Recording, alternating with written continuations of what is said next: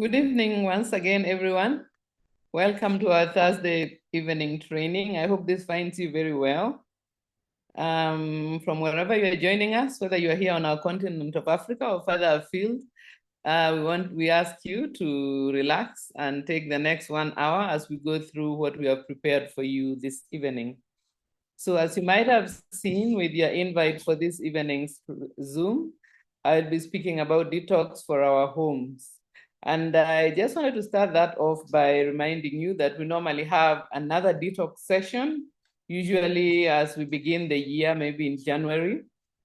And this is with the intention of looking at our health detox, as in our bodily health detox, which is very important. And so this particular detox session is more about our homes and our environment. And we can take that from the fact that one of our goals as New Life distributors and also as a company is to work towards helping to make the world a healthier and happier place.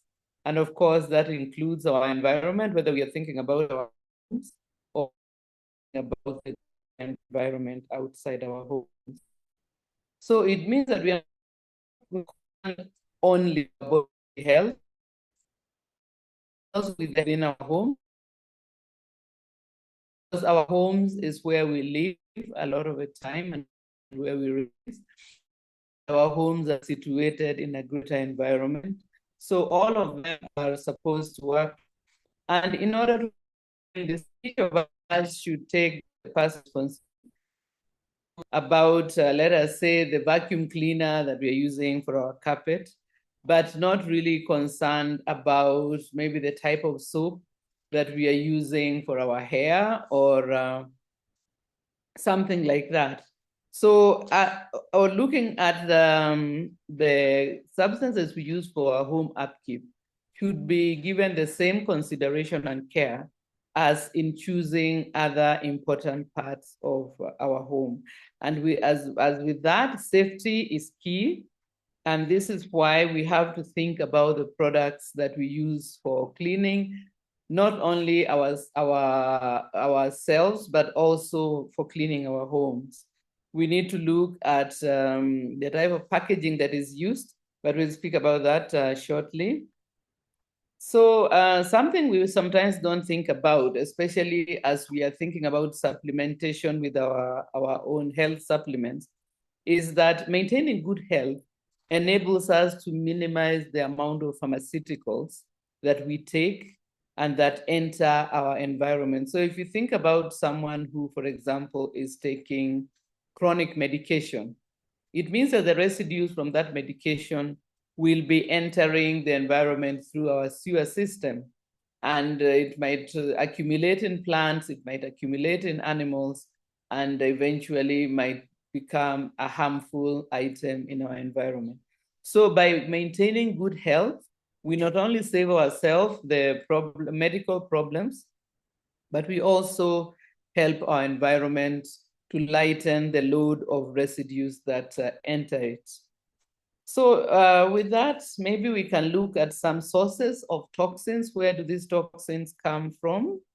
So as I mentioned briefly, the cleaning agents that we use. So many items that we use for the upkeep of our homes or for various other activities can contribute to making our home a toxic environment. So this will be things like soap, it will be things like bleach, it will be things like drain cleaners, scented candles, other types of air fresheners that are quite popular, things like the laundry detergents that we choose, fabric conditioners, personal hygiene products, and so on. So these types of substances and materials are ones that we use often, but I think that many of the times we look at the advertisements because a lot of manufacturers focus more on spending money on advertisement. They have very heavy advertisement programs where they use a TV, maybe they use things like TikTok and so on. And we find that we are easily influenced by the type of advertisement that we see, because of course the advertisement is supposed to capture our attention and our imagination so that we think that maybe this is what we actually need. But I think that as distributors ourselves, through our sphere of influence, maybe amongst our friends, family, distributors, and so on, we should focus on what is actually used to make these cleaning agents and how they are going to impact our homes as well as our environment. And so when we opt for something like our Neolife home care range, we are ensuring that the agents we are using are neither toxic to our families and neither do they toxify the greater environment. So if we think about the three main cleaning products, it would be LDC, Super 10, and Care. They will take care of the majority of the cleaning of the house. If we look on the side of laundry, we look at G1 and Soft. This covers the greater amount of the cleaning of the home. Then another source of toxins will be tap water. And of course, it's unfortunate that there are many places on our continent where we still are not able to get clean drinking water, many places where we don't yet have running water. But just to be aware that apart from water that is unsafe for drinking, we have many places where there is tap water, which has been chlorinated. And chlorination is important because it disinfects the water by killing the microbes in it. However, chlorination does not remove the chemical impurities that might have found their way in our water system. This could be things that come out of agricultural additives. It could be industrial residues. It could be residues from drugs and medication, as I had mentioned. And in places where the sewage system is not very well constructed, we may even have excreta finding its way into our water systems. So for this reason, it's important to think about the safety of the water we drink, more especially because water is one of the extremely highly recommended drinks that we should have for a healthy lifestyle. And so the quality of our water should be something that we think about, not only as something that is coming into our house through the tap, but also how our lifestyle affects the waterways of our environment, because that same water is going to be the one that is going to come into our taps.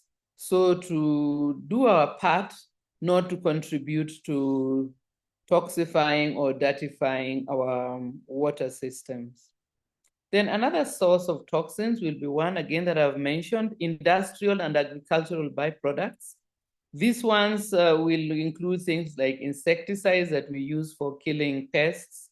It will be things like fungicides that we use for, let's say, medicating our crops against fungal diseases, and also herbicides which can be used to eliminate weeds from our farms. All of these will have residues that will enter the soil with the water that we use for watering. And once it enters the soil, eventually they make their way, those residues will make their way into our water systems, into our plants and animals, and eventually even in animals that we take in as food, plants and fruits and so on. And here again, we'll think about a Neolife product such as Supergrow, which has got an important role to play without adding a lot of these harmful residues to our system.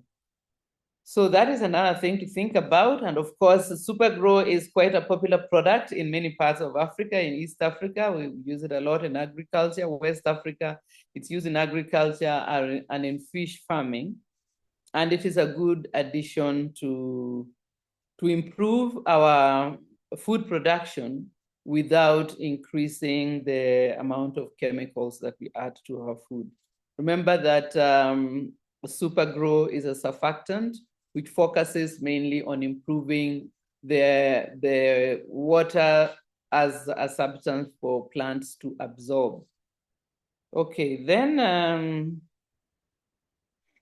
we have to be aware these sources of toxins that I've mentioned, they are often what is referred to as environmental toxins, and they contribute to different types of issues. So for example, if you think about an organ like the liver has got very many functions. Many of them include detoxifying whatever enters our body. So by having a toxic environment, we'll be giving our liver a lot of hard work. Also, some of these toxins disrupt our hormone systems, like our reproductive hormones, and lead to different problematic conditions. And we can think of things like the abnormal growths that we can have, and these can be linked to environmental toxins that can be entering our bodies and interfering with the hormone system that runs many of our body's physiological processes. So for that reason, in Neolife, we have got our detox program, which is the one I was mentioning at the beginning of the session. And there are a number of products that help with this. Of course, today we are not talking about it, but just mentioning it in passing, that our detox program is targeted towards ensuring that we keep on preventing the toxin load from increasing in our systems.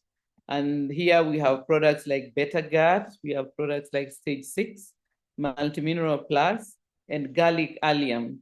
So these ones are important contributors to detoxifying our bodies, especially if we think about how much of the environmental toxins could be finding their way into our bodies.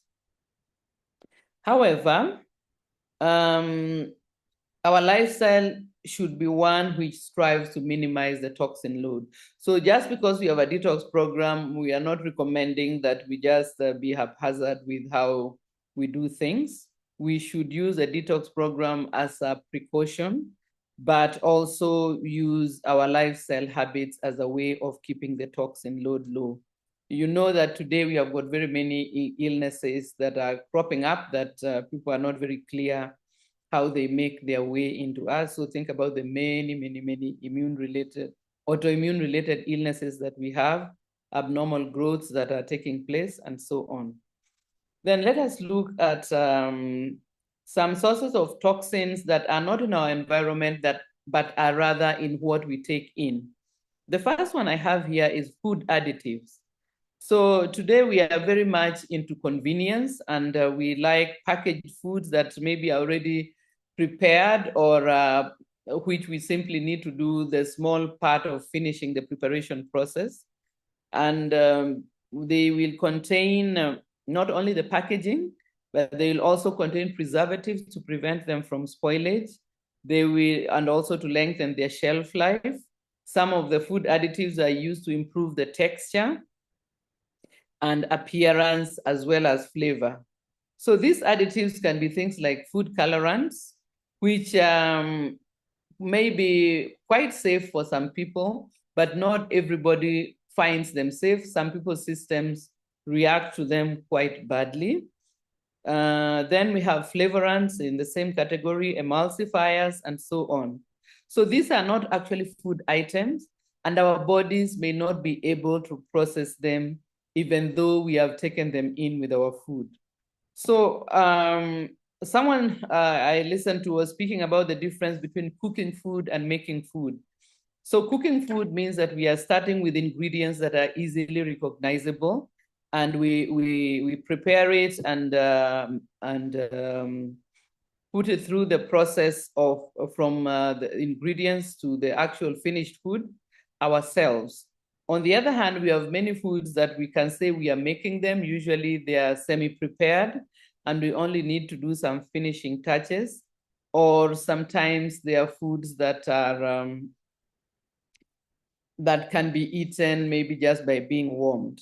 Now, the problem here is that we may not know what has been added to that food. And the advantage of cooking the majority of our food is that we are able to control what goes into it. Of course, we cannot completely control everything because, I mean, there is the part that is played by farmers and animal producers and so on. But to the best of our abilities, we should try to see that we know what actually is in our food. Then apart from food additives, we've got pharmaceuticals. Today also we are finding that more and more people are being diagnosed with chronic incurable illnesses. Many of these illnesses require that we take chronic medication, so we keep on taking them and taking them. And each time they are finished, we go back to refill the prescription. The thing is that with these types of things, there will be residues and byproducts as our liver is metabolizing the medicines and drugs that we are taking. And of course, we pass a lot of that through our kidney in urine, and it enters the sewage system and can contribute once again to our environmental toxins as they wash into our water masses. So, and another thing to note is that, especially here on our continent, I'm not sure about further away, but here on our continent, you may find sometimes that the sewage treatment plants, the sewage system places are not very well equipped for neutralizing all the toxins that might be entering our sewage system. And for that reason, it is a good thing, as I mentioned before, to take care of our health by our lifestyle, as well as the supplements that we use, so that we resolve our health issues without requiring to take chronic medication for all our lives. Of course, it may not be avoidable in all cases, but remember, that's one more advantage we have, not only on our personal capacity, but also for our environment itself. Another danger of pharmaceuticals, of course, is that they can get into the hands of our children, and they may think of tasting them or testing them. And so the less of them that we have, the safer our home will be. And if we have any at home, we should make sure that they are kept away, where they are not within the reach of the young ones who may want to be experimenting and tasting and so on. Then another closely related source of these toxin issues is junk food. So junk food is actually not the same as the first category I was talking about. Junk food is food which originally is actually an inedible byproduct of the food industry. It could be things that would be discarded. But what happens is that they are processed and artificially colored and flavored to make them attractive and edible.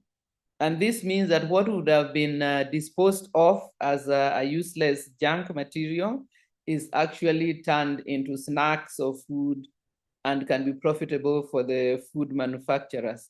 However, we ourselves should avoid including this in our diet, because we are under no obligation to make this discardable things profitable for the people who are putting them in our food system.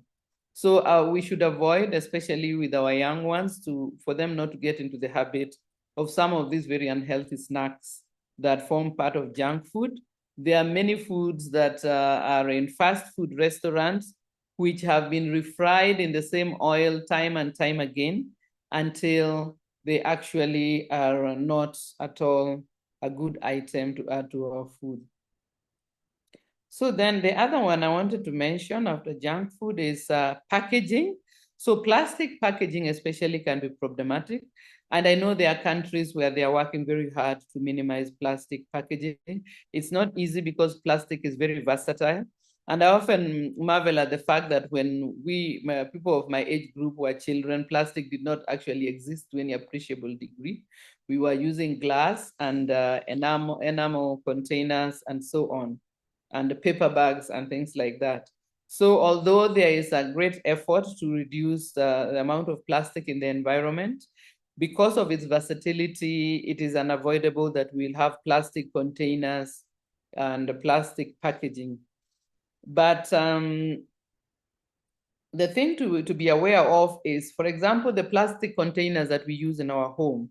We should think about how we use them. So, for example, if we are keeping them for a long time, we'll be washing them, putting them in the freezer, putting them in the microwave. And as time goes on, the plastic starts to exude toxins into the food that is inside it. It can be water, or it can be a food item that you put in the old plastic container that you have been reusing and reusing.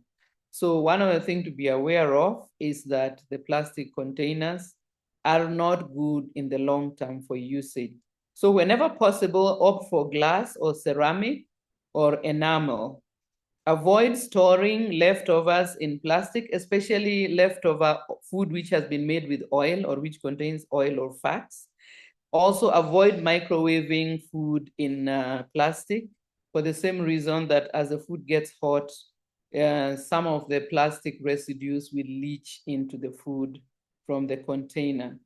So the more we can avoid increasing our plastic usage, the better. So there are many places now where there are alternative packagings that we can use. Then the final addition I wanted to mention of sources of toxin is the products we use for personal grooming.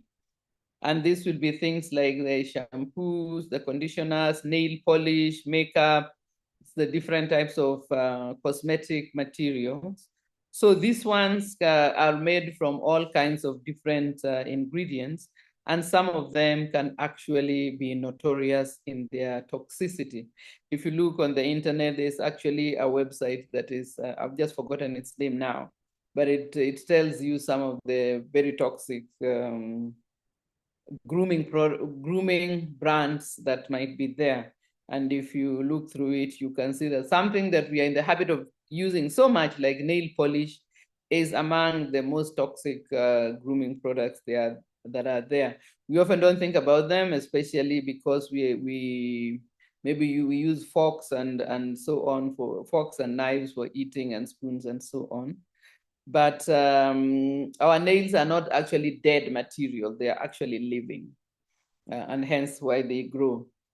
So just to think about our personal grooming products, and to recommend to others that it is better to opt for our Neolife range of personal grooming products, as well as our nutrients range of cosmetic products, because they have taken into account the trying to not make them toxin.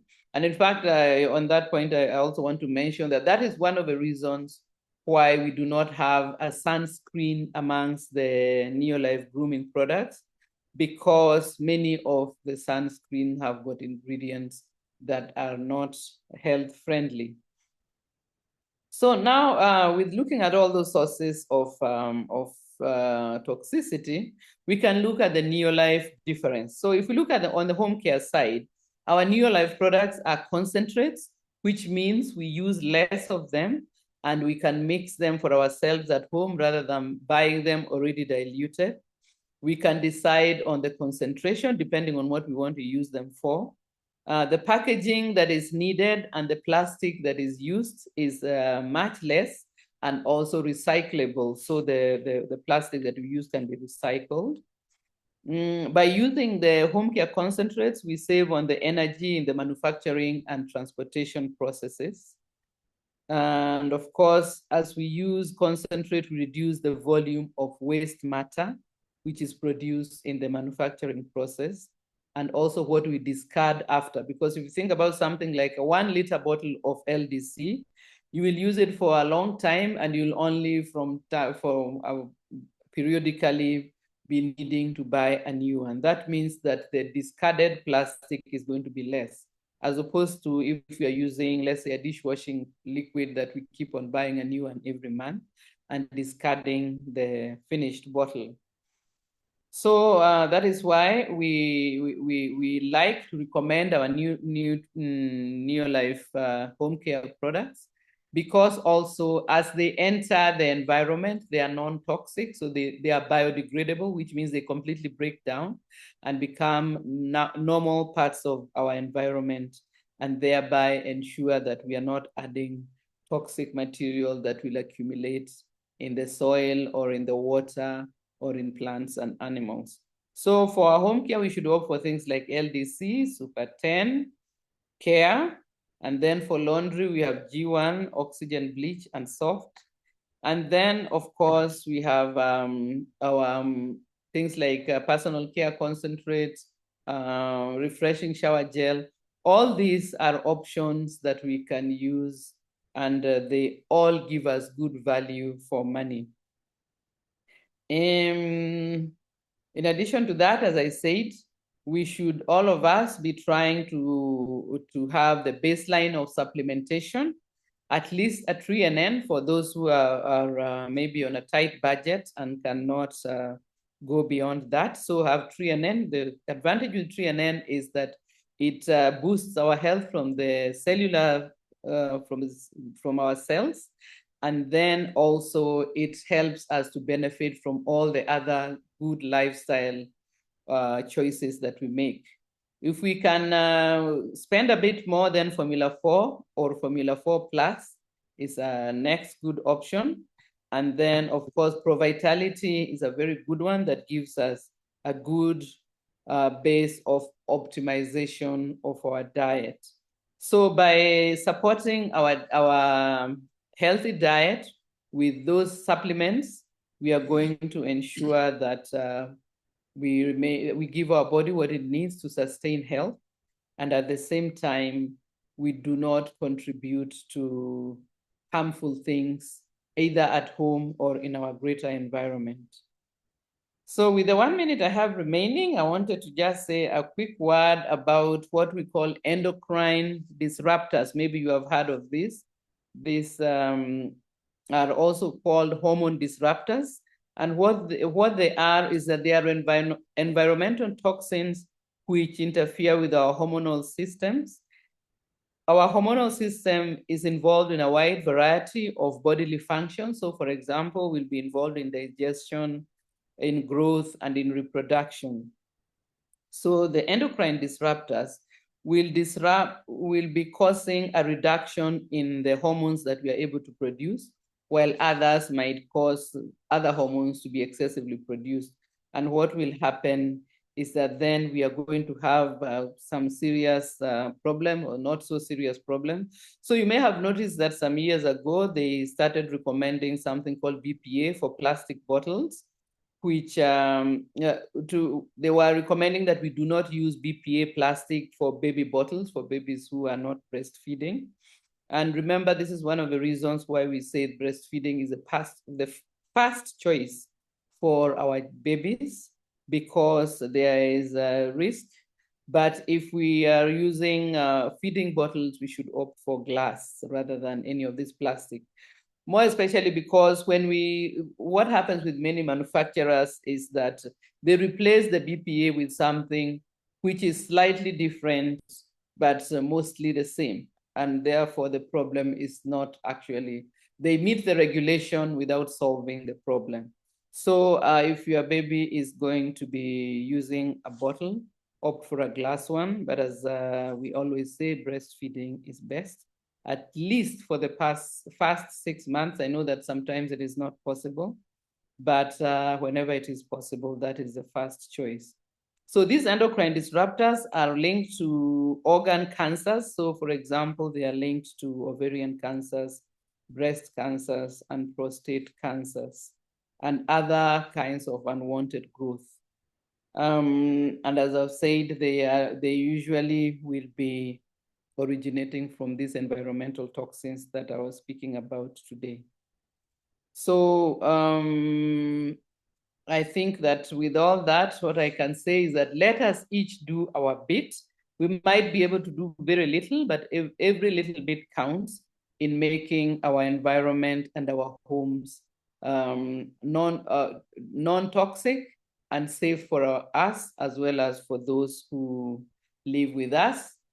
And of course, we look after our home planet because it is the only home we have in this current life that we are living. And so the better care we take of it, the better it is going to be for us while we are here. So I think that I shall leave you with that for today, not without first thanking you very much for having spent the time and spent the data to attend our training for today. I hope that I've given you some points to think about in how we can be better stewards of our homes as well as of our environment, and also keeping in mind to help the younger ones in cultivating good habits that will also safeguard the environment that we live in. So thank you very much. Here is Pascal waiting to take you through the next part of today's session. Have a good evening.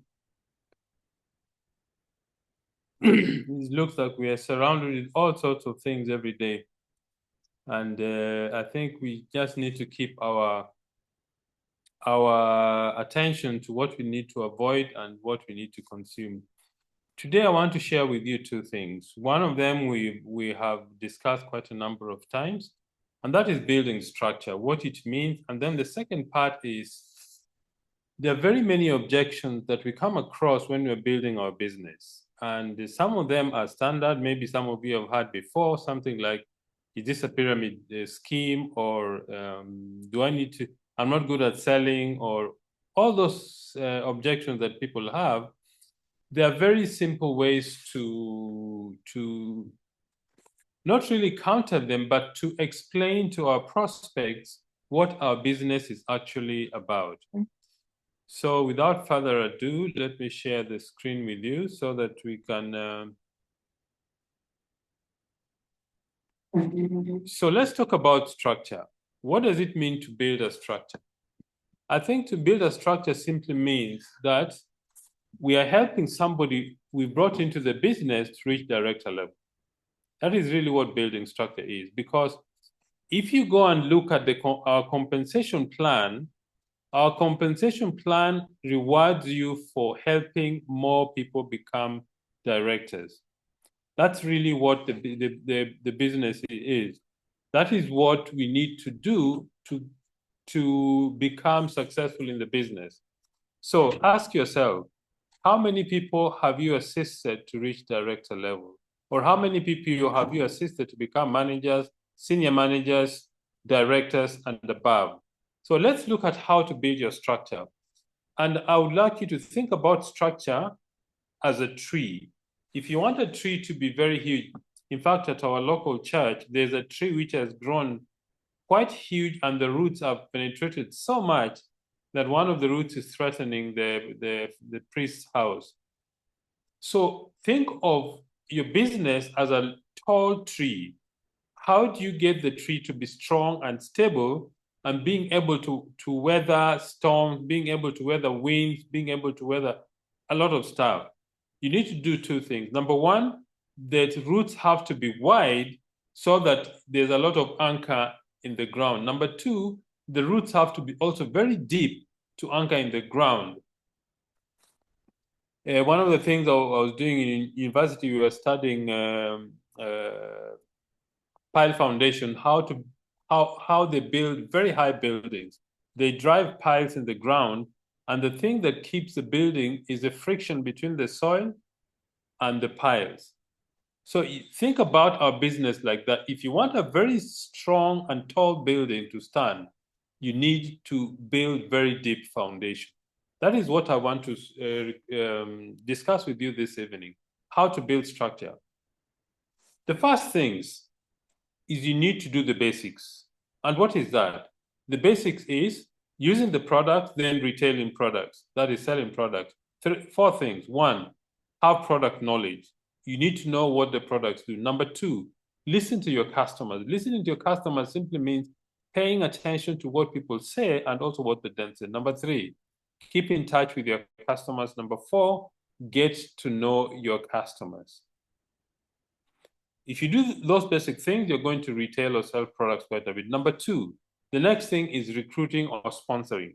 What is the process of recruiting? Number one, have a name list of prospects. Number two, preparation. That is, prepare to invite people to see the business. Number three, invite people correctly to have a look at the business. Number four, tell your story. A very powerful tool for building a business, telling your story. Why is that important? Because your story, people feel they connect to what you're saying, even if it's somebody who joined the business yesterday. As long as they say why they joined the business, that story will be attractive to prospects. So sometimes I meet new people and said, look, I've just started the business yesterday. I don't have a story. Every single person has a story. First of all, tell your prospects why you joined the business. Let me say you met somebody and you joined the business because of health reason. Tell that story. If you joined the business because you've just been laid off or you've been threatened with being let go, tell your story. Then number 4, to follow up and close. And then daily activities, income producing activities. Those are the basic things you need to do to get new people in the business. So 2 things are going to happen. Number 1, when you're sponsoring people directly, that is called building width. Building width simply means the people you sponsor directly under you.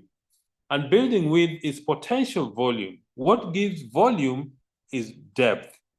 So building width, you need to go 4 to 6 wide as quickly as possible. It means that, let me say you start the business in this month of May. Your goal is to get new people into your business as quickly as possible so that you can start working with them. How do you do this? Sharing the business. Name lists 100 people or more. Invite, learn how to ask the right question, show the plan to those people interested, and follow up and close. Okay? A very important thing about following up. Following up is where the money is, because the average person says yes after 5 or 6 times, or even 10 times. All right? So that is building width. The next thing is to build depth. What does that mean? To build depth means that, let me say you sponsor somebody called John or Anne or Wangeshi or Aching. What do you need to do? You tell John, now you sponsored somebody, write a list of 30 people. I want to help you speak to these people to see the ones who might be interested in our business or our products. Why is that important? So that the new person or Peter can begin to gain confidence in what they do. Okay? So let them write a list, help them to speak to their prospects until they sponsor 1 person or 2, and also until they sell a product. I think from my experience, or what I have noticed, if a new distributor is able to sell a product the first week or sponsor somebody the first week, they're likely to stay in the business. Why? Because they've seen proof that the business works. So help the new person you've joined to sponsor 1 more person. So building depth. If you help, let me say you help Peter sponsor 1 person, and Peter sponsors Adewale, then the next thing, you change your focus from Peter to Adewale, you help Adewale sponsor. That is what it means to build depth. Work at the taproot. What does that mean? Working at the taproot simply means that you always pay attention to the newest person in each leg, because a tree is always fed through the deepest point of the roots. And what is the goal of building any leg? The goal is to go 12 or 14 deep. Why 12 or 14 deep? If you go 12 or 14 deep, that leg will have 20, 30, 40, or 50 people by the time you reach 14 deep. Then teach each person to go wide as above. The moment Peter sponsors somebody, now they need to go wide, because now you'll be changing your focus. You tell Peter, you've seen what I've taught you to do. Help the next person you've sponsored to also do the same. Help them to speak to their prospects. Okay? And a very important thing, work with the willing. Why? Because to work with the people who are not willing is quite time-consuming and frustrating, because the people who are not willing to do the business will spend a lot of your unnecessary time. What I'd like to suggest is spend time with the people who want to build the business. The other ones, give them the attention they need, but give most of your attention to the people who actually want to build the business. So work with the willing. Let's see, this is you. You've started the business, you're very excited. You sponsored 6 people, you're 6 wide. 1, 2, 3, 4, 5, 6 people you sponsored. Now, these 6 people, the idea is to go 3 deep in each leg. And if you do this in all the 6 legs, that structure will reach you at director level. Okay? If you go 3 deep in each leg, by the time you go 3 deep in each leg, each of the 6 legs, you'll be a director. Okay? But the idea is to keep going until those legs are 12 deep. And when the legs are 12 deep, the idea is to build one director after another in each leg. Then you will have a stable leg, you'll have a stable structure. My experience is you most of the time become one-legged or two-legged. It means one leg is always stronger than all the others. So you need to work hard to build other legs so that it is not a one-legged business. And number 3 about building structure, focus on what duplicates. Why is that important? Because what duplicates makes the business grow faster. The easier the things you do, the quicker the people are able to learn and the faster your business grows. So keep sponsoring always, because some people will outgrow your team. For example, you sponsored Peter. Peter is very excited. I remember when we started the business, one of our downline, Joshua and Dorcas Ouma, we joined in at the end of March, they joined in April. But we took steps with them every single month. When we became senior managers, they were senior managers. When they became executive managers, they were executive managers. When they became directors, we also became directors. When we became Emerald, they became Emerald. When we became Sapphire directors, they became Sapphire directors. We took steps. Why? Because they are moving very, very, very fast. Up to now, that is the strongest leg we have. Okay? So you need to sponsor other legs so that you have a balanced structure. The other thing is develop the right attitude. How do you do that? Reading constantly, keeping company with the people who are excited about the business. Then aim at discipline, not motivation. And why is that important? Because motivation will start you on the journey. Discipline will keep you going. Discipline is what keeps you on the path to success. And you need to keep doing what you're doing until the thing you do becomes a habit. That means it becomes subconscious. When you don't do them every day, you actually realize, okay, I haven't done this today. So maintain discipline until it becomes a daily habit. And then keep your eyes on the future and past successes. You know, sometimes when you're passing through challenges, we forget what we've been able to accomplish. And the reminder of what to remember what we have accomplished in the past helps you to gain confidence that if I have done that in the past, I can also do it in the future. Okay? A very important thing I learned about is don't pay attention to what your mind tells you, because your mind has a number of functions, or your brain. Let me say your brain. Number 1, your brain is always takes the shortest way possible to an end. Why? Conserve energy.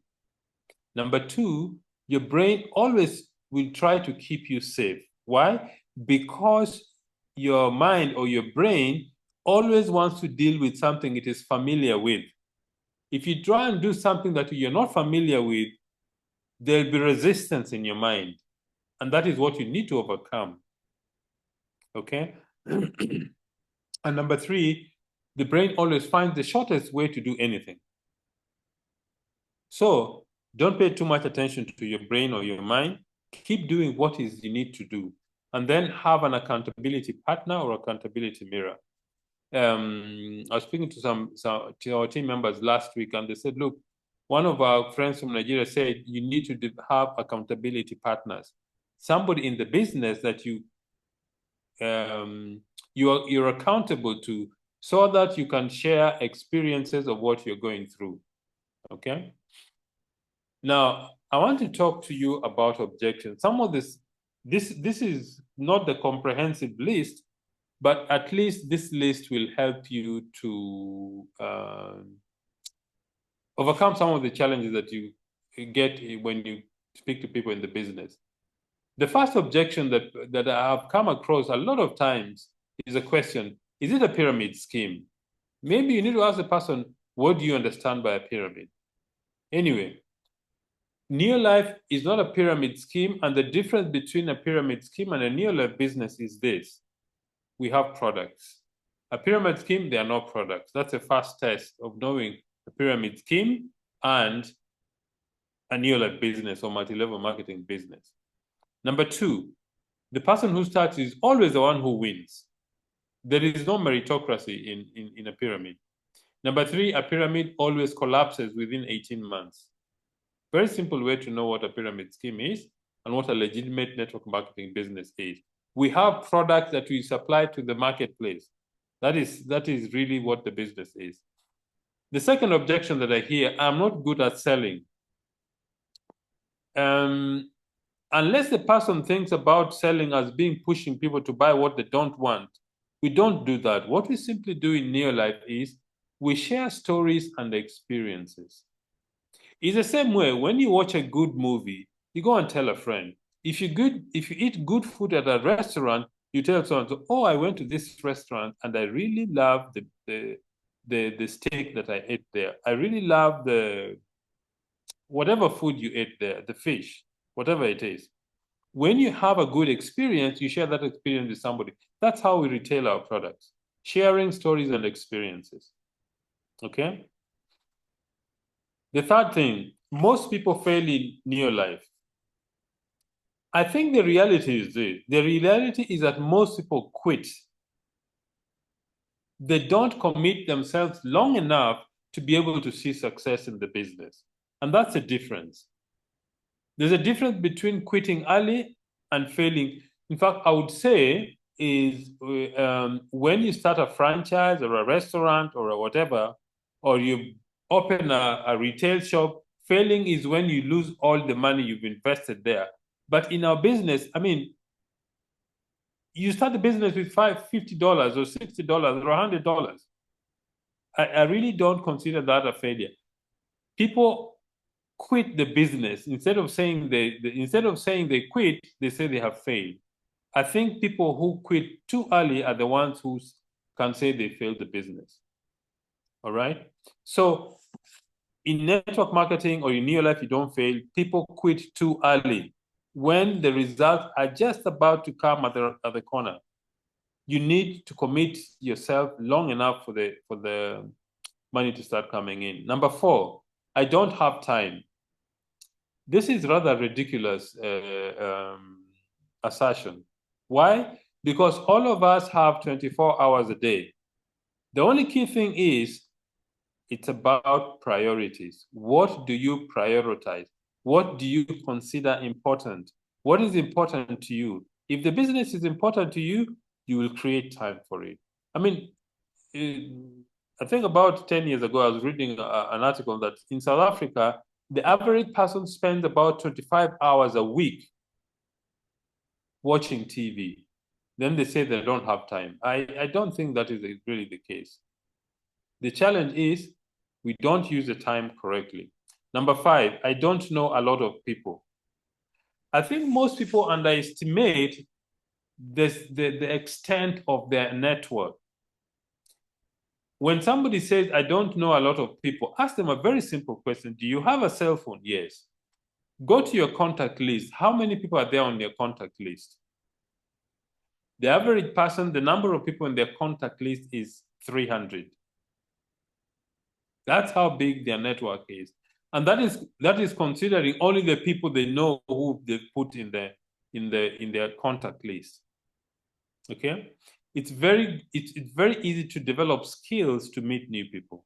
Asking a very simple question. My name is Pascal. What's your name and what do you do? And that starts a conversation.